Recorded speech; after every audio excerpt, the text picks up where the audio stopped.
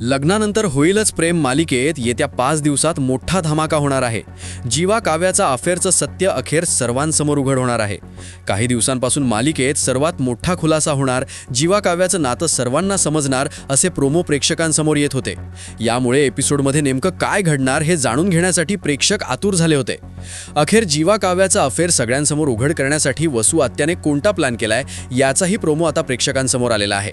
लग्नानंतर होईलच प्रेम या मालिकेला येत्या 16 डिसेंबरला 1 वर्ष पूर्ण होणार आहे आणि वर्षपूर्तीच्या या एपिसोडमध्येच प्रेक्षकांना एक मोठा ट्विस्ट पाहायला मिळेल. जीवा नंदिनी, पार्थ काव्या यांची एकमेकांशी मनाविरुद्ध लग्न झालेली असतात, पण हळूहळू आता या जोडप्यांमध्ये प्रेम भरू लागलं आहे.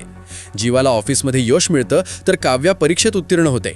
या निमित्ताने देशमुखांनी खास पार्टीचं आयोजन केल्याचं या प्रोमोमध्ये पाहायला मिळत आहे.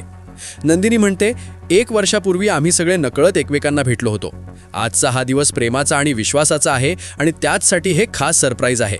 यानंतर स्क्रीनवर वर्षभराच्या आठवणी, फोटो दाखवले जातात. स्क्रीनवर पहिला फोटो झळकतो जीवा अन्न नंदिनीचा. तो फोटो पाहून ती प्रचंड लाजते. यानंतर काव्या पार्थचा एक फोटो स्क्रीनवर दाखवला जातो.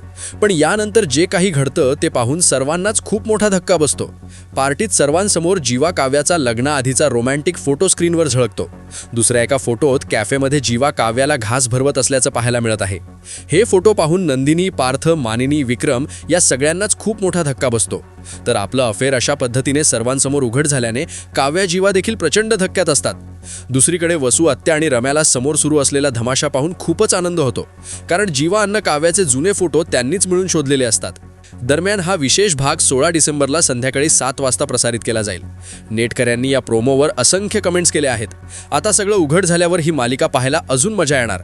आता भांडं फुटलं, आता खरी कसोटी लेखकांची आहे. त्यांनी पुढची कथा आणखी इंटरेस्टिंग लिहिली पाहिजे, अशा प्रतिक्रिया चाहत्यांनी दिल्या आहेत.